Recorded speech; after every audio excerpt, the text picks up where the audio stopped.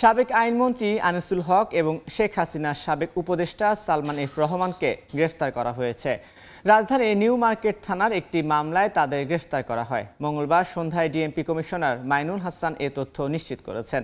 নারায়ণগঞ্জের পাগলা থেকে তাদেরকে আটক করে কোস্টগার্ড। পরে তাদেরকে ঢাকা মেট্রোপলিটন পুলিশের ডিবি হেফাজতে নেওয়া হয়। সালমান এফ রহমান সাবেক প্রধানমন্ত্রী শেখ হাসিনার বেসরকারি শিল্প ও বিনিয়োগ বিষয়ক উপদেষ্টা ছিলেন।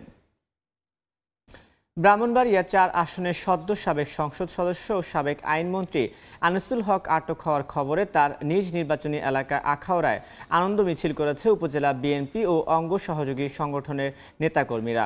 মঙ্গলবার রাতে পৌর শহরের সড়ক বাজারে আনন্দ মিছিল শেষে পথসভা করেন তারা। এ সময় বক্তারা অভিযোগ করেন, শেখ হাসিনা সরকারের অবৈধ আইনমন্ত্রী দেশের বিচার ব্যবস্থাকে ধ্বংস করেছেন, দেশের বহু নিরীহ মানুষকে ফাঁসিতে ঝুলিয়েছেন। তার সময়ে বিএনপি আখাউড়ায় কোনো মিটিং মিছিল করতে পারেনি। অসংখ্য নেতাকর্মীর নামে মিথ্যা মামলা দিয়ে দিনের পর দিন হয়রানি করা হয়েছে। সাবেক আইনমন্ত্রী আনিসুল হকের বিচারের দাবি করেন তারা।